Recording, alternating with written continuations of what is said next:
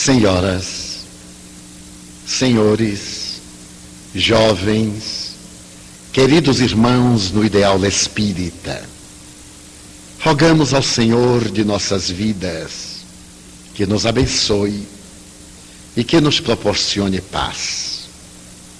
A cidade de Magdala, ao tempo de Jesus, era considerada das mais encantadoras das margens do mar da Galileia. Conforme nos recordamos, o mar da Galileia encontra-se numa depressão da terra, a 200 metros abaixo do nível do mar. Graças a essa situação geográfica, a região apresenta um dos climas mais amenos do Oriente Médio. E Magdala é uma cidade que naquela oportunidade repousava às margens desse mar agradável, cujo volume d'água é menor do que o da Baía de Guanabara. Conhecido também como Lago de Genezaré, o Mar de Tiberíades. Esse volume d'água abençoa aquela região e é resultado do Rio Jordão, que vindo do norte, despeja as suas águas nessa imensa fossa e pela parte sul, ele deságua na direção do deserto para aquietar-se em uma outra depressão mais profunda, que é o Mar Morto, a 400 metros abaixo do nível do mar Mediterrâneo. Magdala era uma cidade que se tornou famosa. Ali esteve 2 vezes a rainha Cleópatra do Egito, para beneficiar-se do seu clima agradável nos dias tórridos do verão na sua pátria. Magdala era portadora de um casario greco-romano, e pelas suas imensas alamedas arborizadas deambulavam as caravanas que vinham da Transjordânia e que traziam para Israel ou daí levavam as especiarias, os tapetes da Babilônia, os frutos secos, os capitosos vinhos de Caná, em um comércio ininterrupto e faustoso. Mas também a cidade era famosa pelos seus câmbios. As mesas dos cambistas espraiavam-se pelas imensas avenidas, e as moedas da época, o sestércio, o denário, os talentos, as dracmas, não apenas de Israel, de Roma e da Grécia, eram negociadas com grande efervescência daqueles que seriam os pioneiros das bolsas de valores da atualidade. Mas não será por nenhuma dessas razões que Magdala se tornará famosa e passará à posteridade. Será por causa de uma mulher cuja vida de dissoluções atraía de um lado a intolerância religiosa da sinagoga, a inveja das damas respeitáveis, cujos maridos eram seduzidos pela pecadora, e por outro, por causa da inveja que provocava. Essa mulher chamava-se Míria de Migdol, e passaria à posteridade evangélica com o nome de Maria, a pecadora de Magdala. Maria de Magdala era uma mulher de peregrina beleza. No arrebatamento dos 28 anos, ela provocava seduções e levava os indivíduos ao delírio. Amada por uns, por outros detestada, anelada por alguns e por outros perseguida, a grande cortesã morava em um verdadeiro palacete, nos arredores da cidade, entre árvores famosas, cedros do Líbano, e madeiras de resina perfumada, que ele invadiu a casa toda vez que as lufadas de vento, carreadas do mar, deixavam uma agradável e amena sensação da cidade gloriosa. Mas era uma mulher singular. Dizia-se que periodicamente era instrumento de demônios e que 7 demônios possuíam-lhe o corpo. Naqueles dias tormentosos e nas noites lânguidas, quando essas forças estranhas lhe dominavam as carnes, a mulher decaída entregava-se a um estado de transe profundo e ficava mergulhado na sua sala de paredes fortes e de tecidos pesados, amortecida entre braseiros fumegantes de incenso, de perfume de nardo e de mirra. Naquelas noites intermináveis e naqueles dias sem fim, a grande mansão fazia silêncio para ninguém interromper a languidez da mulher poderosa. Era talvez a cortesã única em Israel que se permitia o luxo de escolher os seus parceiros. Os homens digladiavam-se. Mercadores atravessavam o Mar Vermelho para a felicidade de uma noite de embriaguez.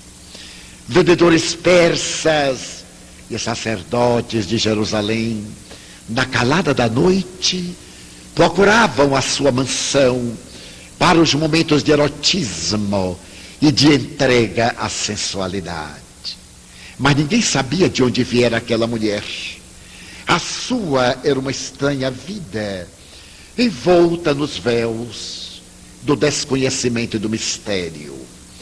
Foi numa dessas noites especiais, quando ela estava reclinada no triclínio, no silêncio mortal, e os braseiros fumegantes pareciam desenhar fantasmas na sala escura clareada pela lua que penetrava pelo retângulo aberto no teto, que aconteceu algo especial. A porta de carvalho velho da muralha que defendia a grande mansão subitamente começou a estourar, experimentando as batidas de um cajado de algum atrevido que desejava chamar a atenção. Aberto o postigo, o vigilante perguntou àquele homem o que desejava. Era o mendigo, um desses miseráveis que perderam o destino nas estradas sinuosas da vida, maltrapilho e ousado. Ele levantou a cabeça, derrubou um manto imundo que a cobria e disse: desejo falar com a senhora. Era um atrevimento. A mulher recusara um príncipe, não aceitara o próprio amante Próculo, representante de César na província. Na noite anterior, ela se entregara a todas as licenças morais. Havia sido seu aniversário, e o banquete arrastara-se por vários dias desde antes, até quando ela entrou nessa embriaguez insuportável dos sentidos. E o estranho dizia: desejo falar à senhora.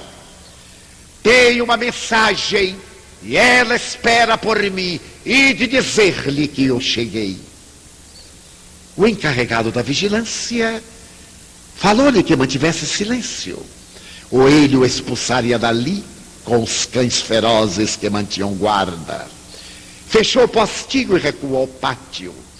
Mas o homem, levantando o cajado, batia ruidosamente no portão, e o som repercutia em cada sala. Adentrava-se até a intimidade da casa onde a mulher estava no seu transe mórbido.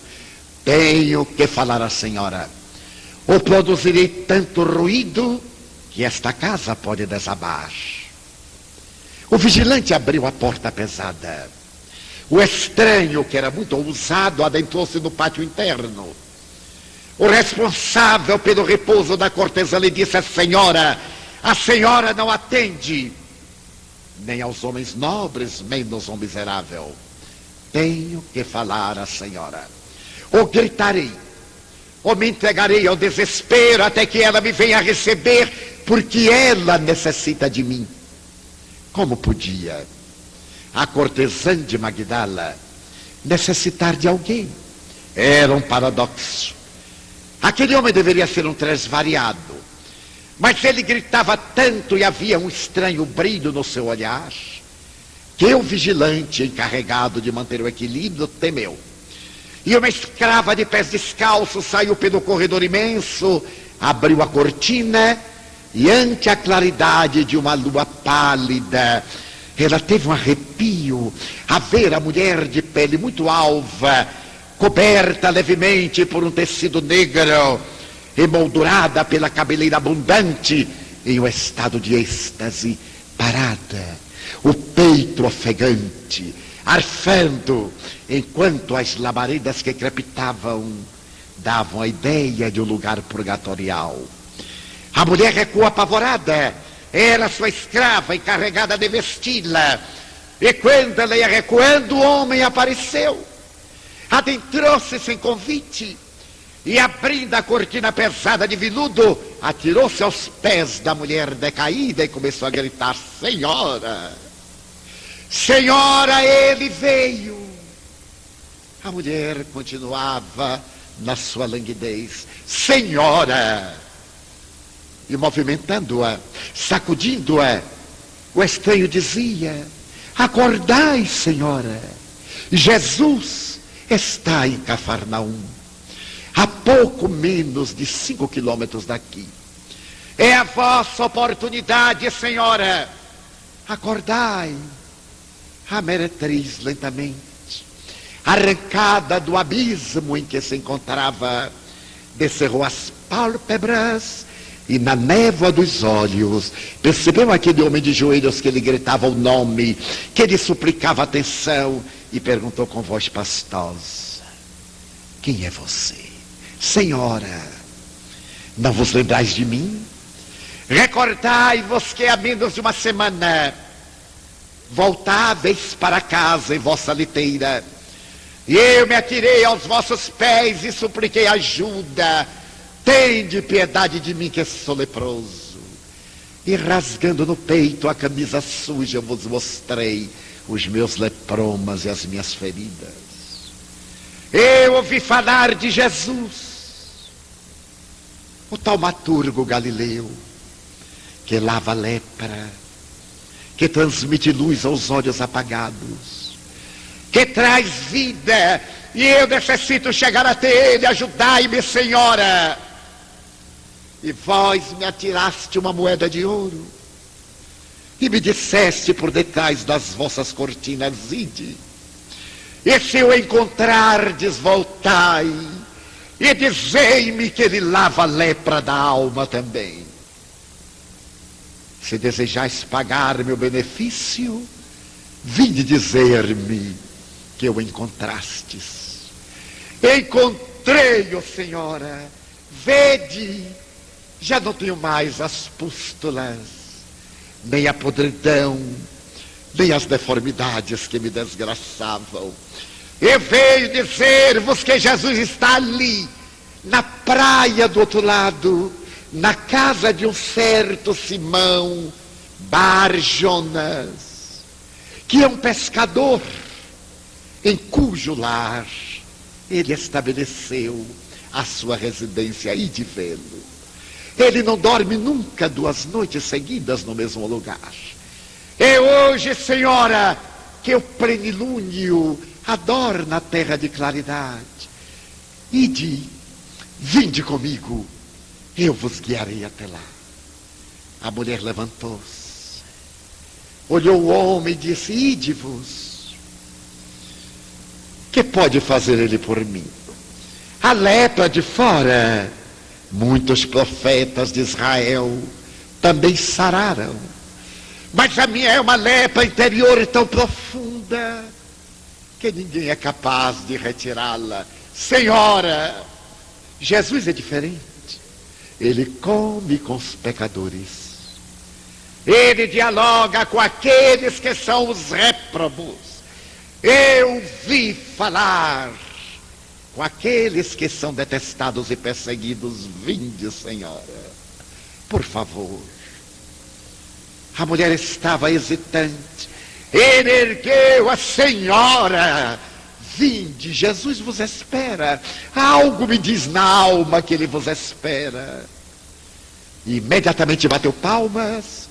A escrava chegou e ele pediu-lhe que a vestisse, que ele cobrisse a cabeça e chamasse o barqueiro.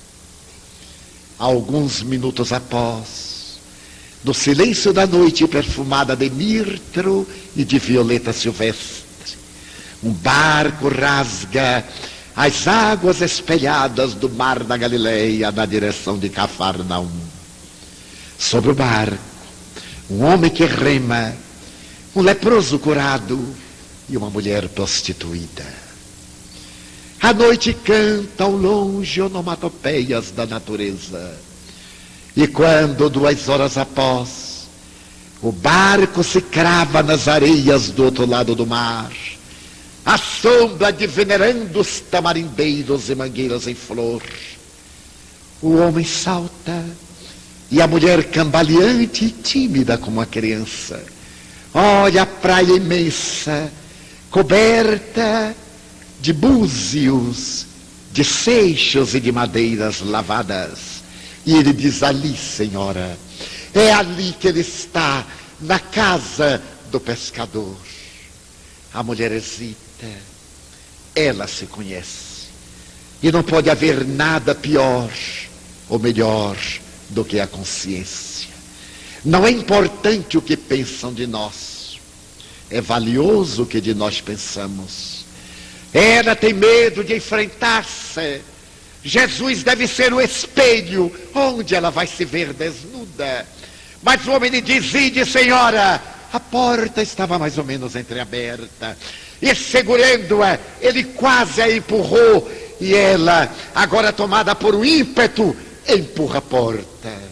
A velha porta range em gonzos enferrujados e um retângulo de luar cai sobre a sala. Ali sentado, sobre uma pedra, um homem esguio, de costas para a porta, move a cabeça e desenha um ângulo aureolado de luz de prata. É Jesus. A mulher fascina-se com aquela beleza peregrina que dele se irradia, e tomada de lágrimas sem saber porquê, ela se lhe atira de joelhos aos pés e lhe diz uma palavra em hebreu: Rabone, mestrezinho, o mestre querido. Maria. Senhor, tu me conheces? Oh, Maria, eu sou o bom pastor. Eu conheço as minhas ovelhas todas, uma a uma. Não te surpreendas, pois, de dizer-te Maria. Se tu me conheces, tu sabes que sou uma desgraçada. Se tu me conheces, tu sabes que eu trago a alma vestida de trevas e o coração embrulhado na amargura. Se tu me conheces, tu sabes que eu sou toda a podridão. Oh, Maria, tu por acaso nunca viste os muros velhos, os escombros das casas em ruínas, quando chega a primavera, reverdecerem, abrirem-se flores e o suave aroma espraiar-se pelo ar? Assim também são todos aqueles que, escombros humanos, encontram a primavera do Evangelho. Senhor, então haverá esperança para mim? Maria, a mim não me interessa o que tu tens sido, mas a mim me importa o que tu desejas fazer de ti. Eu não te pergunto o que fizeste até agora, mas eu te interrogo: o que pretendes fazer amanhã? Senhor, Eu gostaria que me dissesseis que deverei fazer. Ama, ama, Maria, ama aos teus filhos. Desgraçada de mim, tenho o ventre varado 1000 vezes e nunca tive a honra de ser mãe. Maria, a mulher que ama os filhos que vieram do seu ventre, desincumbem-se de um dever. Mas quando eu te digo que tu ames aos teus filhos, eu me não reporto às flores de carne que saíram da tua carne, mas àqueles filhos que não têm mães, aquelas mães que não têm filhos, ama-os, e eu te darei o reino das bem-aventuranças. A mulher estava aturdida, uma febre assaltou-lhe o corpo. Ela estava acostumada a ver os homens como animais sexuais, violentos e espúrios. Mas aquele homem era como um raio de luz, que ele rasgava a treva densa e lhe dava uma doce claridade de paz. Rabi, pede-me a minha vida. Eu te darei a minha vida, que é tão inútil e desperdiçada. Se tu quiseres, eu morrerei por ti. Maria, eu vou pedir a tua vida, não hoje, um dia. Um dia eu te pedirei a tua vida. E agora vai e ama Maria. A mulher levantou-se, cambaleava, não teve a coragem de dar-lhe as costas, recuou, saiu, e quando estava na praia enluarada, ainda pôde ver aquela figura aureolada de prata, que lhe pareceu dizer: vai, Maria, e ser fiel até o fim. Ela entrou na barca e o seu coração pela primeira vez cantava uma balada infantil. Quando a madrugada colocava seu rosto de luz sobre a treva densa da noite que ia, a barca se cravou na praia de Magdala e a antiga meretriz saltou aureolada de esperança. Naquele dia correu um boato na cidade: a prostituta havia enlouquecido, atirava pela janela os seus bens, seus vestidos, suas joias. Os mendigos acorreram, o populacho veio, e ela, cantarolando, despojava-se. Reservou-se apenas um vestido, aquele com o qual perdera a virgindade, um vasilhame de alabastro que guardava um perfume de nardo especial, que era presente de sua mãe. Saiu e desapareceu no dia. Ali próximo, em uma outra cidade, havia um homem excêntrico. A humanidade sempre teve pessoas excêntricas. Esse homem era fariseu, era cumpridor da lei de Israel, e se permitia o luxo, já que era muito rico, de hospedar pessoas notórias e notáveis. Todo indivíduo célebre que passava pela sua cidade, ele oferecia um banquete para apresentar aos seus amigos. Em realidade, ele não homenageava a ninguém. Ele se engrandecia através das pessoas nobres. Até hoje é assim. Aqueles que parecem estar homenageando as pessoas notáveis estão colocando-se ao seu lado para brilharem também. E ele preparou um banquete e convidou um estranho taumaturgo que andava pelas estradas, falando de um reino especial, cujas fronteiras não estavam na terra e cujas dimensões eram do sentimento.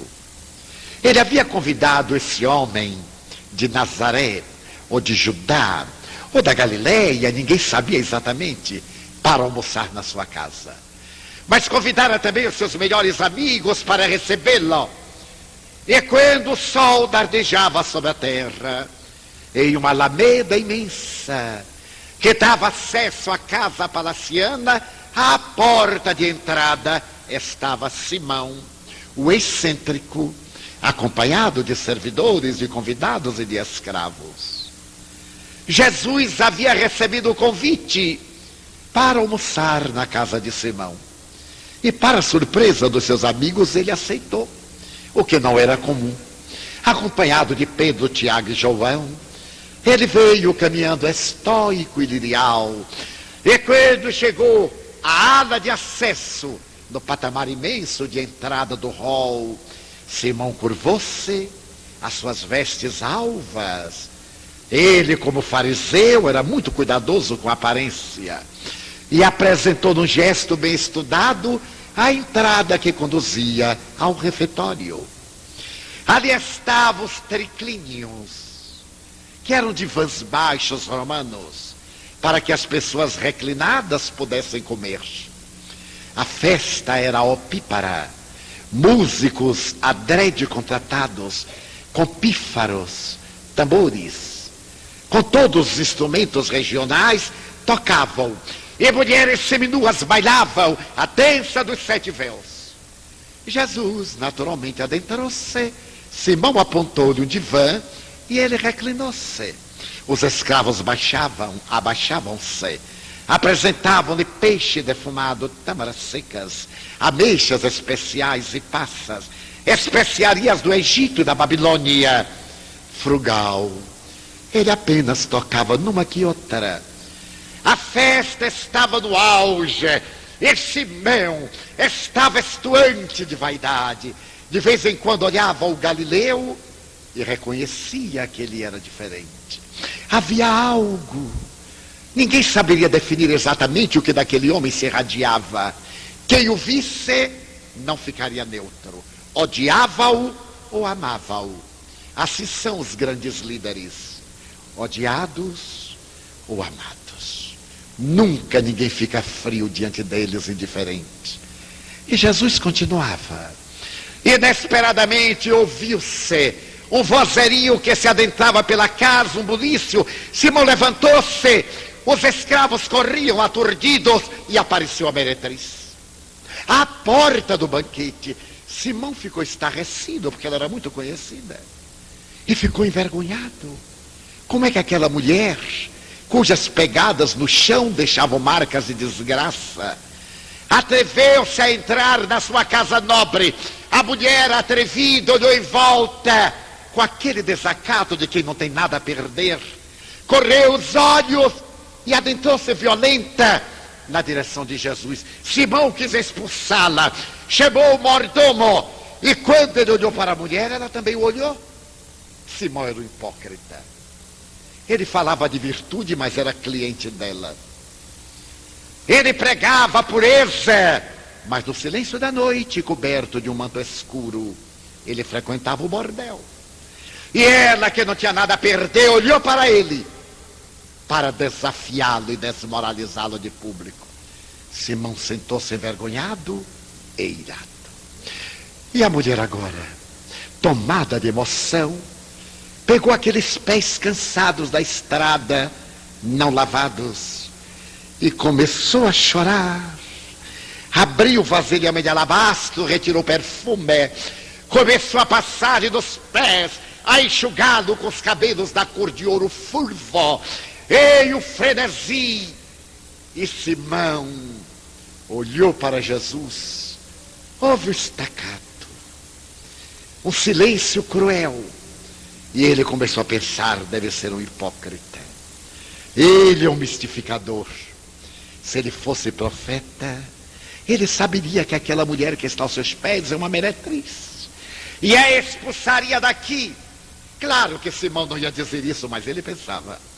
Olhava para Jesus irado, porque fora o motivo do escândalo. E estava maldizendo o peregrino a quem convidara. Jesus continuava impertérrito e plácido. Subitamente, olhou para Simão e sorriu. Simão era pusilânime, sorriu também. E Jesus lhe disse: Simão, Eu sei que tu és um negociante próspero. Oh, Senhor, era o ponto fraco de Simão. Não é verdade, eu não sou tão rico como falam. Não, eu não te disse que tu és rico. Eu disse que tu és próspero e és um bom negociante. Mais ou menos, Senhor, mais ou menos. Tu também sabes como são os valores. Sim, sim, claro, eu trabalho com dinheiros. Simão, quando eu cheguei, tu me esperaste à porta. Sim, assim manda a lei. Mas tu não me beijaste, como manda a lei. E esta mulher, desde que chegou, me beija os pés. Tu não me deste as águas para as abluções, como recomenda a lei. Mas esta mulher, com lágrimas, me lava os pés. Tu não me deste a toalha de linho para enxugar o suor, mas com seus cabelos ela enxuga a planta dos meus pés. Eu te digo, mulher, por muito amares, os teus pecados te são perdoados. Sabes por quê, Simão? Porque havia um homem que tinha 2 devedores. Um lhe devia uma alta soma, 500 denários, e o outro lhe devia uma importância ridícula, apenas alguns talentos. E como nenhum dos 2 pudesse pagar a dívida, ele perdoou os 2. Então eu te pergunto, qual aquele que mais o amou? Oh, mas isto é fácil. Aquele a quem mais ele perdoou. Disseste bem. Por muito amares, mulher, tu estás perdoada. A mulher deu um grito e saiu. E a partir daquele dia, nas multidões que acompanhavam Jesus, havia sempre uma mulher de peregrina beleza, escutando-lhe deslumbrada o verbo flamívono e a doce cantilena da sua voz.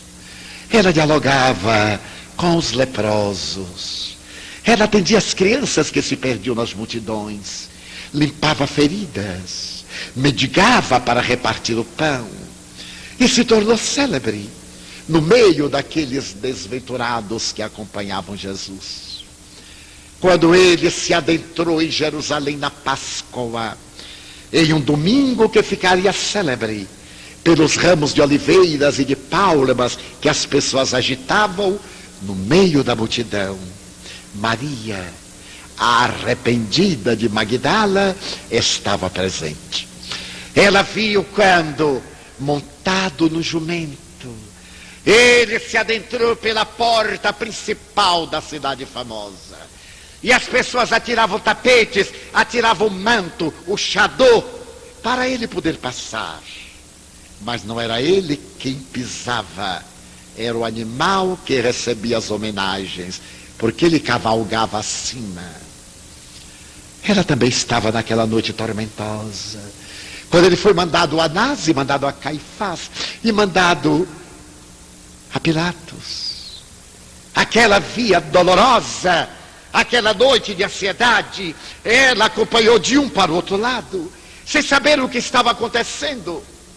E ali no meio da multidão, ela viu quando o pretor, representante de César, apresentou e diz: eis o homem, nele eu não vejo culpa.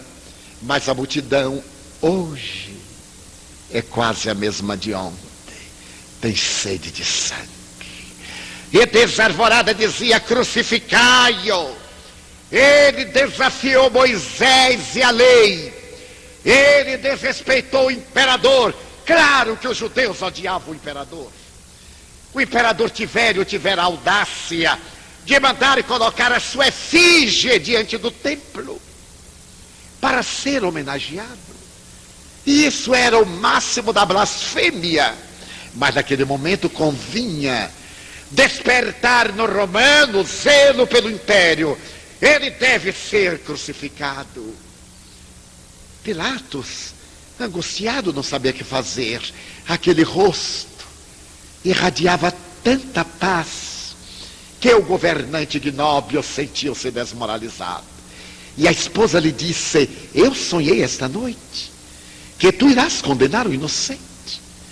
E ele negociou com a massa: eu vos dou Barrabás, trazei-o.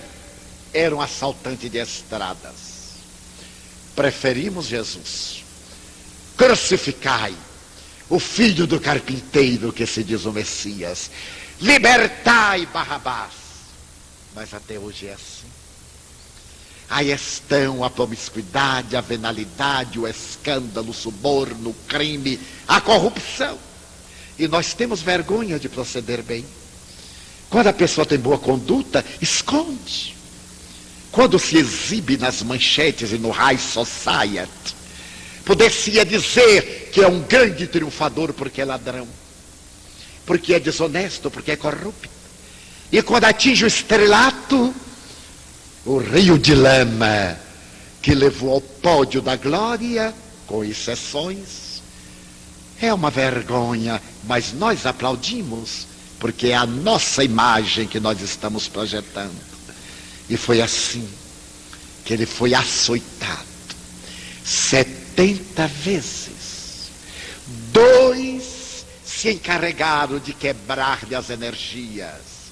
Aquele que ia ser crucificado era atado a um touro, e 2 supliciantes, com uma lâmina atada a 3 tiras de couro cru, que tinham na ponta algumas esferas com várias tenazes e pontas, batia um no tórax, nas costas, o outro nas pernas, e dilaceravam para que a hemorragia enfraquecesse, no dia seguinte a morte fosse mais rápida. Ele tomou 70 chibatadas. Era o flagício. Não deu um gemido. Era o cordeiro caminhando para o matadouro. O rosto ensanguentado, atado como animal. Ele parecia estar tão longe. A dor moral era maior do que as dores físicas.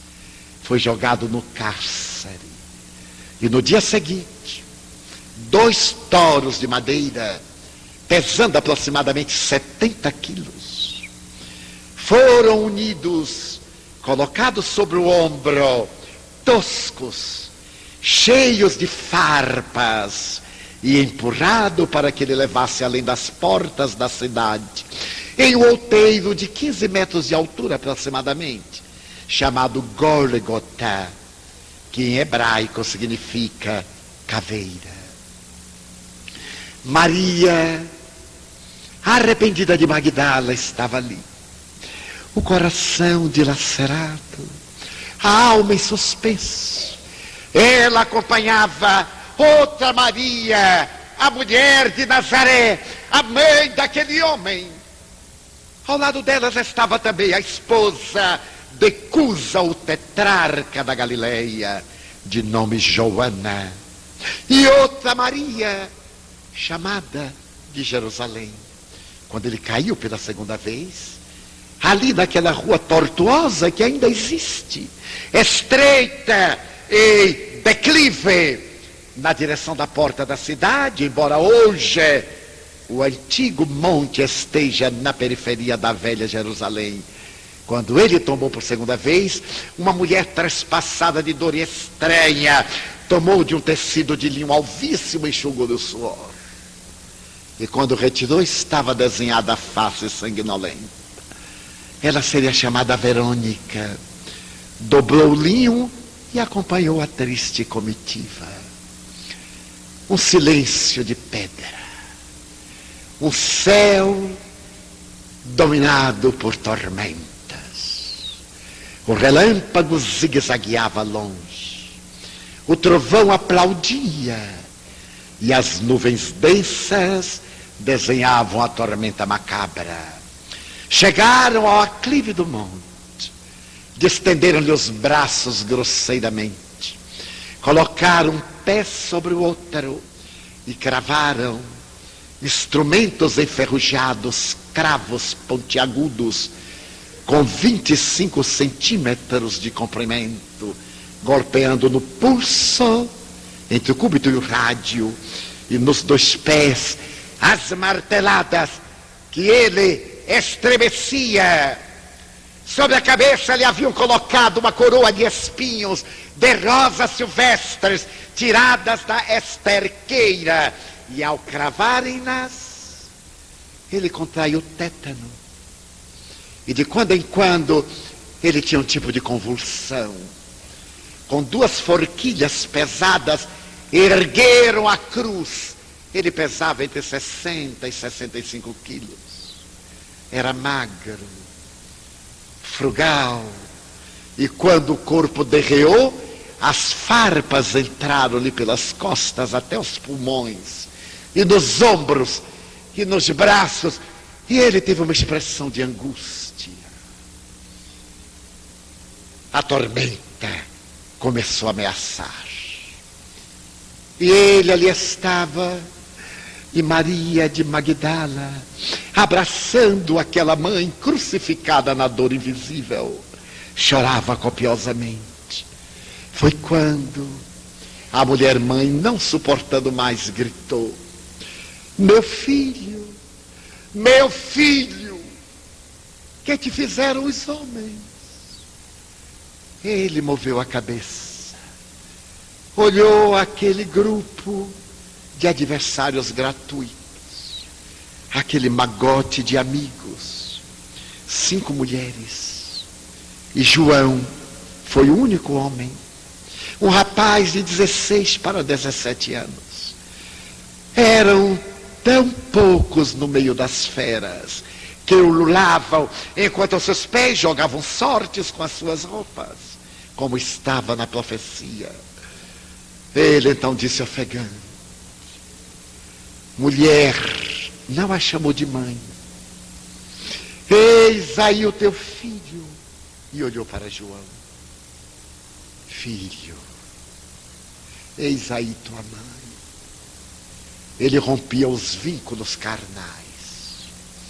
A partir dali, ela seria a mãe espiritual da humanidade.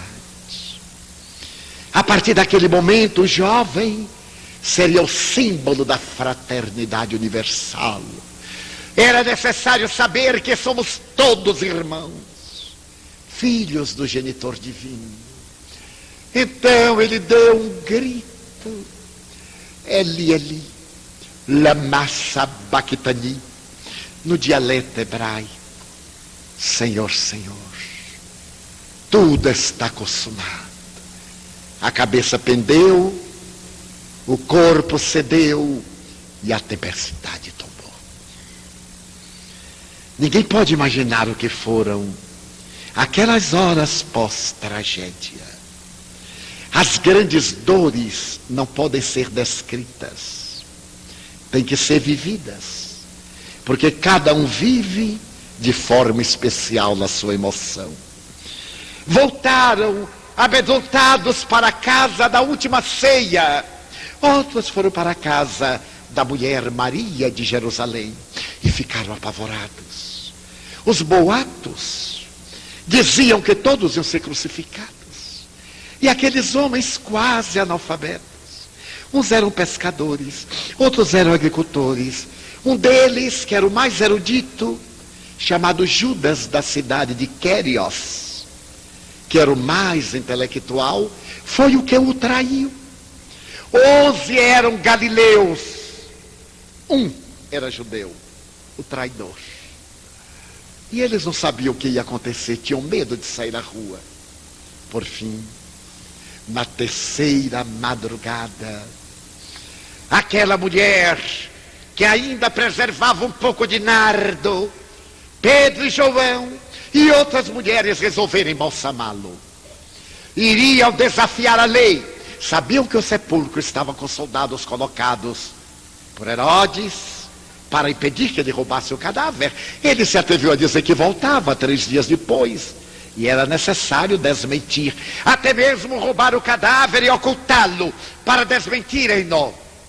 Então os 3 foram, antes que o dia desse gargalhadas de luz, quando a madrugada chegasse. E quando lá chegaram, tiveram uma grande surpresa. As sepulturas eram, e ainda prossegue alguma parte de Israel, cavadas na rocha viva, em uma antecâmara, onde se velavam os doentes, os mortos, e a câmara principal, onde era aberta uma fossa na pedra, onde se colocava o cadáver enfaixado de pé. Uma pedra mó, pesada de moinho, vedava a entrada. Ele foi sepultado abaixo, na outra câmara, em uma abertura feita no coração da rocha. Quando os três chegaram, a pedra estava movida. Eles entraram e olharam lá. Estava o manto de linho de 2,20 metros, que cobria, que o vestia exteriormente, e aquele que amarrava o queixo, como durante muito tempo se usou. Ali estavam, menos ele. Também não estavam os soldados. E os três ficaram aturdidos. João desceu correndo para dar a notícia. E ela ficou a sós.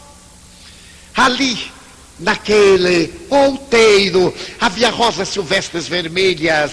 Era o lugar de José de Arimateia, que cedera o seu sepulcro novo para o desconhecido a quem ele amava. E ela saiu aturdida, e vendo um homem de pé, de costas, ela gritou, devia ser o jardineiro: Senhor, para onde levar o meu senhor? Ele voltou-se, e ela teve quase um delíquio. Era Jesus. Rabone, a mesma palavra. Mestre querido. Maria. Ela correu: não me toques. Ainda não estive com meu pai. As tradições dizem que ele foi às regiões profundas de sofrimento buscar Judas. A Igreja Católica narra no credo que ao terceiro dia ele desceu aos infernos. A tradição espiritista diz que ele foi às regiões umbralinas para buscar o companheiro equivocado, que depois do grande crime da traição, cometeu um crime pior, o suicídio. E voltou impregnado da energia deletéria. Não me toques. Ainda não fui ao Pai, ainda não me libertei dos fluidos perversos infelizes. Mas agora era o novo dia. Ela desceu correndo, porque ele disse: vai e anuncia aos companheiros que eu voltei. Poderemos imaginar a alegria dessa mulher, a sinfonia que cantava dentro do seu coração, as lágrimas que saíam pela comporta dos seus olhos. Quando ela chegou à casa da última ceia, empurrou a porta, gritou: ele voltou! Ali estavam os amigos surpreendidos. Ele voltou. Acabo de ver Jesus. Todos se entreolharam. Um deles contemplou a mulher e disse: ele voltou. Ele nos abandonou. Sejamos francos. Ele nos meteu nesta enrascada. Prometeu-nos o reino e fugiu. E deixou-nos a sós. E tu vens dizer-nos que ele voltou. Como sabes? Ele me apareceu. A ti? Que pergunta cruel. Não era necessário dizer por quê. A ti? Ela ficou com vergonha. Porque a sociedade é assim. Condena o erro e quer matar o errado. Fala de virtude, mas não dá oportunidade a ninguém de se reabilitar. A memória para o erro dos outros é perpétua. Até hoje eu ouço pessoas dizerem: está muito bem, mas eu conheço a história dele. Eu conheço. A pessoa tem o prazer mórbido de colecionar lixo. E seria tão fácil colecionar alegrias. Maria, envergonhada, recuou. Nunca a perdoariam. Ela era meretriz, havia sido, mas não foi sozinha. Muitos prostitutos a corromperam, mas a sociedade achava que não. Só há prostitutas. E é claro que elas não se perdem a sós. Mas neste momento a mãe do ressurrecto abraçou-a e lhe disse: eu creio, minha filha. O meu coração de mãe diz-me que ele te apareceu. Aquele que se apontava era Tomé, frio, rebelde, apesar da convivência de 2 anos e 8 meses com ele. Para muita gente, toda uma vida é pouco. O caráter de uma pessoa ilibada por 50 anos, basta uma calúnia para dizer assim: vai ver que é. Não adiantam valores no mundo, como dizia Rui Barbosa, onde a degradação campeia. Mas dias depois, ele apareceu no mesmo lugar, portas trancadas. E quando todos ficaram extasiados, ele disse: Tomé, vem e toca o lugar da flechada, a lança de Longinos, que ele abriu entre a 3ª e a 4ª vértebra, uma ferida, ele já estava morto. Vem e toca, para que vejas que sou eu. Tomé veio, tocou a chaga. Ó Senhor, eu agora creio. Sim, Tomé, tu crês porque viste. Bem-aventurado, no entanto, é todo aquele que, não tendo visto, acreditou. E logo mais, foi uma sinfonia de aparições. Ele apareceu na estrada que leva a Emaús, a 2 viandantes. Ele apareceu na Galileia, quando todos voltaram para casa, e Simão estava pescando nu, para ter maior facilidade com as redes, e não conseguia pescar, quando subitamente na névoa, ele pareceu enxergar um fantasma, e uma voz lhe disse: Simão, atira as redes à esquerda. Ele cobriu as partes pudicas, atirou a rede e repletou-a. Diz a tradição, o barco quase afundou. E ele, remando, era Jesus. Assou o peixe na brasa. Comeram, era o mestre. As labaredas clareavam-lhe o rosto transparente. Ele apareceu em Betânia, quando João, jovem arrebatado, falava emocionado a respeito das suas lembranças, e havia quase 500 testemunhas. E ele ascendeu em uma nuvem na direção do infinito. Agora era o momento das despedidas. Cada qual deveria tomar o seu rumo, não sabiam o que fazer. Era um estranho ministério. Que fazer? Tiago ficou em Jerusalém. Ele conseguiu uma casa na estrada entre Jerusalém e Jopa, para albergar os miseráveis, crianças órfãos, leprosos, loucos, endemoniados. Pedro voltou a Cafarnaum. Maria volveu a Nazaré, onde tinha parentes. E cada qual foi para os seus quefazeres. Maria, a de Magdala, também voltou para as suas regiões. E quando ela estava procurando organizar a mente para dar um novo destino, Pedro disse: agora, Maria, eu voltarei a Jerusalém para ajudar a Tiago. A casa do caminho necessita de mim. João viajou para longes terras, Éfeso, uma região grega, onde alguém lhe havia dado um trato de terra.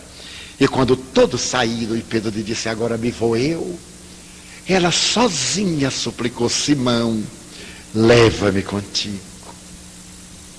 Não posso, Maria. Tu és mulher. As mulheres são fracas. Depois ela compreendeu o passado. Perdoa-me. Muito bem, Simão. Ele se foi e ela ficou ali. Durante 3 dias, ela bateu na porta dos casais suplicando um emprego. Nós falamos tanto contra o vício, mas não damos oportunidade ao viciado de recuperar-se. Ela desejava trabalhar, ganhar o pão. Os homens diziam: volta, tu continuas bela, acabou o fetiche. Aquele estranho Galileu te havia seduzido, agora ele morreu, volta, nós te daremos um palácio, tu és bela. Um pouco mais de trato e tudo voltará ao normal. Ela sorria confrangida. Para o vício todo mundo colabora, para a virtude os obstáculos se levantam. As mulheres diziam: volta ao prostíbulo, miserável. Tu não roubaste nossos homens, volta, pecadora. E atiravam-lhe os cães e pedradas. Foi nessa situação que ela viu que ia morrer, à fome, ou teria que se prostituir ainda mais. Estava na praia, naquela mesma praia de onde pegara a barca, e era uma madrugada, quando ela ouviu uma matraca que, batendo metal na madeira, fazia-se acompanhar de uma voz rouquenha: fugi, Morfeia, é lepra. Havia uma exigência legal, que os leprosos chocalhassem algo, para que as pessoas saíssem da direção do vento para não se contaminarem.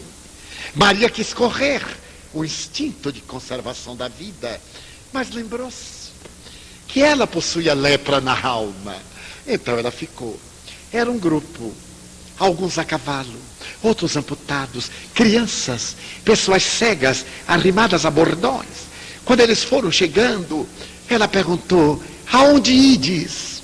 A Cafarnaum. E que viestes fazer? Nós vimos da Assíria, porque ouvimos falar de um taumaturgo que limpa a lepra. Chegastes muito tarde. Assassinaram-no, mataram-no numa cruz. Então ela viu aqueles rostos amargos desenharem o desencanto, alguns saltarem do animal e chorarem, as mulheres estreitarem os filhos.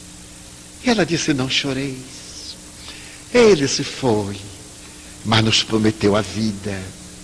O corpo é uma massa que se decompõe.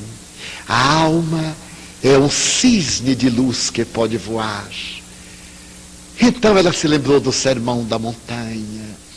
Ele falou que são bem-aventurados os que choram, os que sofrem, os que têm sede de justiça, os repudiados. E ela percebeu que estava falando sobre ele. Falava em torno dele, cantava o seu nome e falou-lhes. Comeu um pedaço de pão de mãos leprosas, atravessou a noite do dia seguinte. Quando as autoridades souberam daqueles leprosos recém-chegados, expulsaram-nos para que fosse para o Vale dos Imundos em Jerusalém, que tinha uma população de mais de 10.000 moribundos de lepra. Mas eles agora sorriam e saíram. Ela ficou a sós na praia, quando numa curva uma criança lhe acenou a Deus.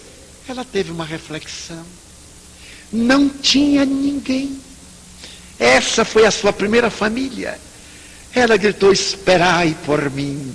Saiu a correr, abraçou as crianças, e 2 semanas depois, no Vale de Lepra de Jerusalém, entraram alguns estranhos e uma linda mulher.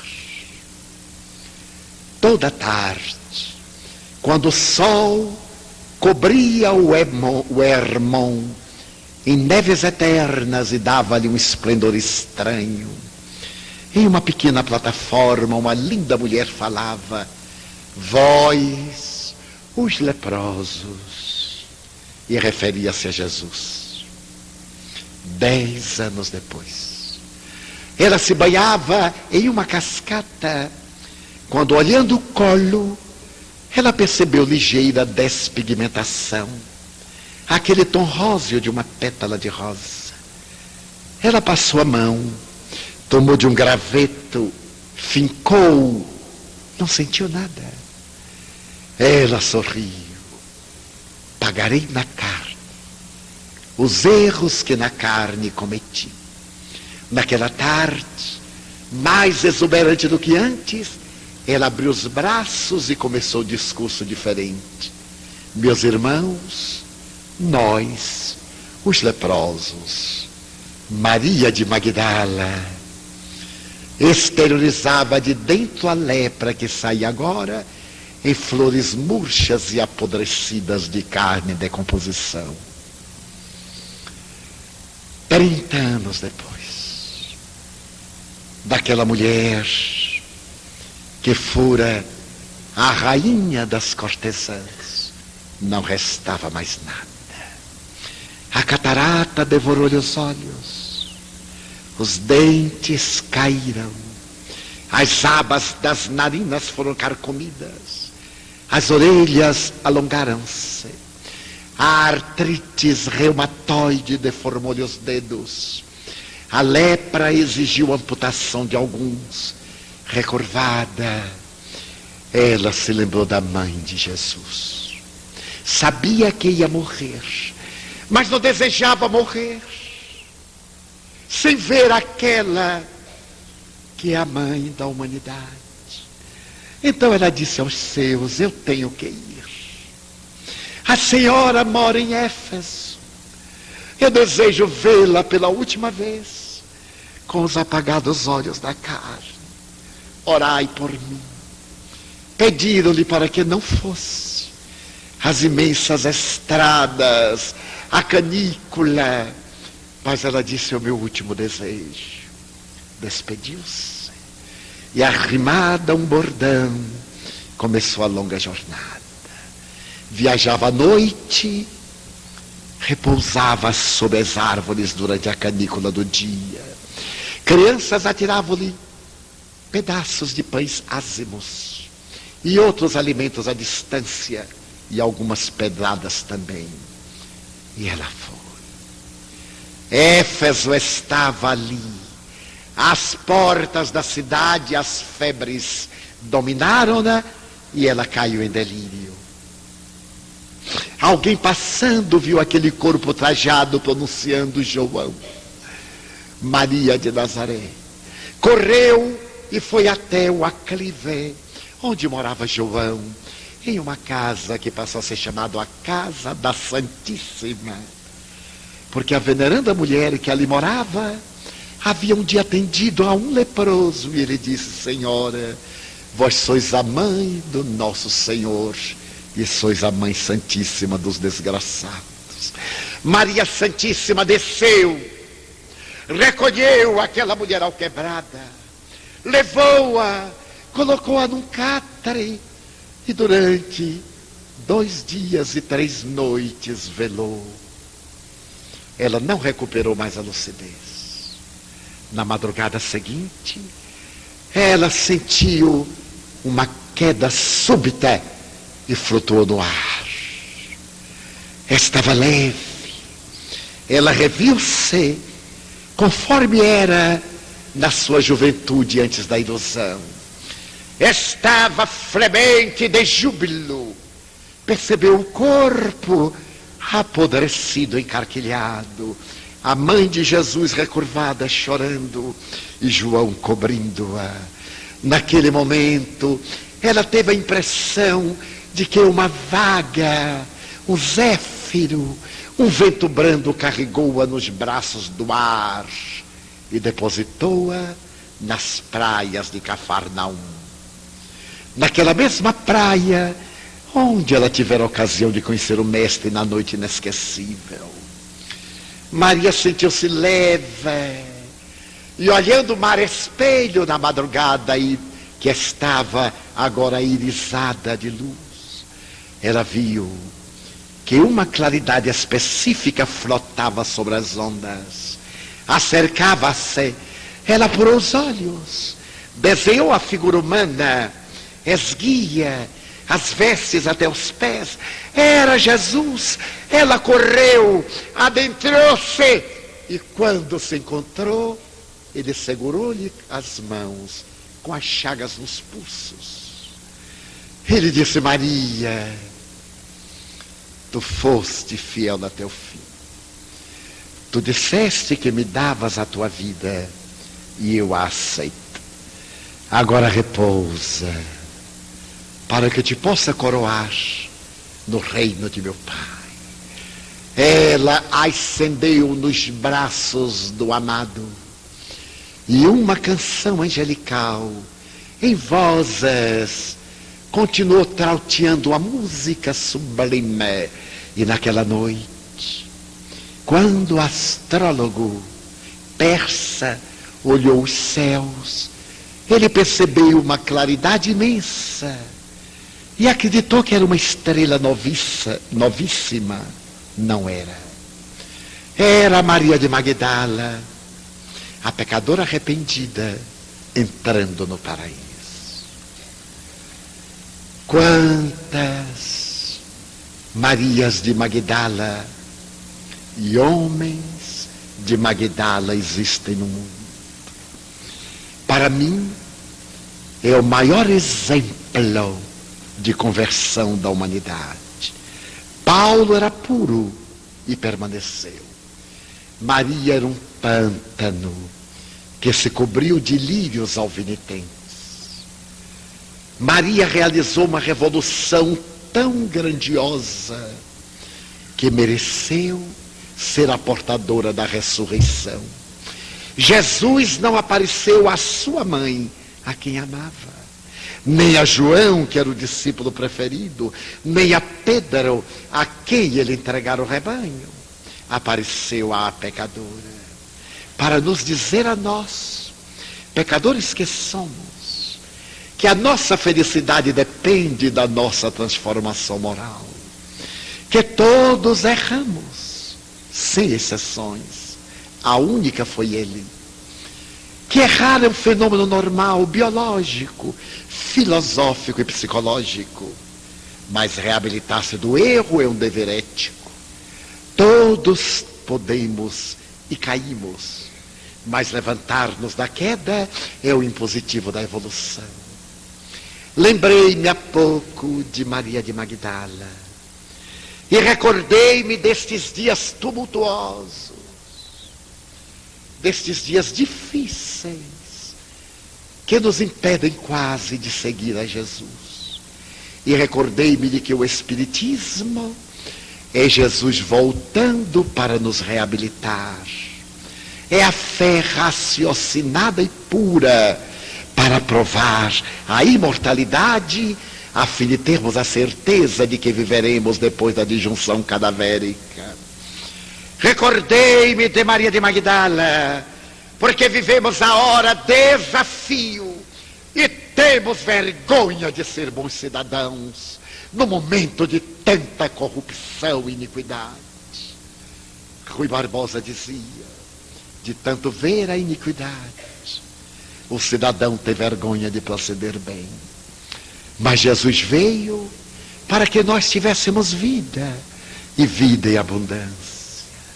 Conseguir essa vida é beber da sua palavra alcandorada o sublime licor da verdade que não embriaga. É termos a coragem de ser bons pais, bons filhos, bons parceiros, cônjuges fiéis, bons amigos, servidores que se desincumbam dos seus deveres, patrões que sejam equânimes com os seus funcionários. Sermos gente, será pedir muito que voltemos a ser gente, que não sejamos mais o lobo um do outro, como diz a Divina Comédia, o homem lobo do homem, que voltemos a ser gente. Nós já tentamos a guerra, não deu certo. A traição, o crime, a infâmia, a perfídia, o vício. Será que poderíamos começar a tentar o amor? O amor que não pede nada, o amor que apenas doa. Esta é a mensagem nova. No dealbar de um novo milênio, a mensagem é esta: seja você quem ama e não tenha constrangimento de amar. Seja você quem perdoa e não fique envergonhado de perdoar. Seja você quem dá uma nova chance e não fique constrangido em concedê-la. Seja você quem distende a mão para abraçar neste mundo de mãos que somente apedrejam. Seja você a manifestação de Jesus no mundo, para que todos saibamos que somos seus discípulos. E se alguém disser, mas eu não tenho como, eu sou tão pobre, eu não sei falar, eu não sei agir, eu não tenho capacidade de ser missionário, eu não tenho recursos, diga sim a Deus. Eu gostaria, meu Deus, eu gostaria de ser uma via láctea de estrelas, para que as noites da terra fossem mais belas, mas na minha pequenez, eu te digo desta vez, se eu não puder ser um sendal de ástaros, deixa-me ser um pirilampo na noite escura, iluminando a amargura de quem anda na escuridão. Eu gostaria de ser a chuva generosa, que caísse sobre a terra porosa e reverdecesse o chão. Mas se eu não conseguir, deixa-me ser um copo com água fria, para matar a sede, a agonia de alguém na desesperação. Eu gostaria de ser um jardim de flores, de todas as cores, para embelezar a terra, mas na pobreza que minha alma encerra, se eu não conseguir, eu te quero pedir para ser uma flor solitária, na frincha da rocha, colocando beleza no altar da natureza. Eu desejava ser a montanha altaneira que levasse a humanidade inteira para ver a paisagem rutilante da vida. Mas eu sou tão insignificante. Deixa-me ser uma pedra, pavimentando o chão, por onde passam os heróis na conquista da multidão. Eu queria ser uma escada que levasse o conquistador ao seu fanal. Mas como não vou lograr, eu te quero rogar para ser pelo menos o primeiro degrau. Eu queria ser um trigal maduro para repletar de pão a mesa da humanidade. Jamais conseguirei. Então eu te suplico para ser um grão que, caindo no chão, me multiplique no milhão e cubra da humanidade a mesa com a dádiva do pão. Eu queria, Senhor, ser um pomar de árvores frutíferas e generosas, mas não lograrei. Então eu te pedirei para ficar à sombra na estrada, para quando alguém passar pelo meu caminho, eu lhe diga de mansinho: olá, meu amigo, aonde vais? E se ele olhar para trás e me perguntar: quem és tu? Eu lhe possa dizer: sou teu irmão, dá-me tua mão. Sou teu amigo, eu irei contigo. E lado a lado eu possa cantar: Senhor, eu gostaria de ser um cantor, um trovador, declamador esteta. Eu queria ser um musicista, um artista, para falar da grandeza da tua obra. Porém me faltam a magia, a poesia. Deixa-me pelo menos dizer-te: muito obrigado, Senhor, porque eu nasci. Muito obrigado porque eu creio em ti, pelo teu amor. Obrigado, Senhor, pela sua atenção. Muito obrigado, senhores.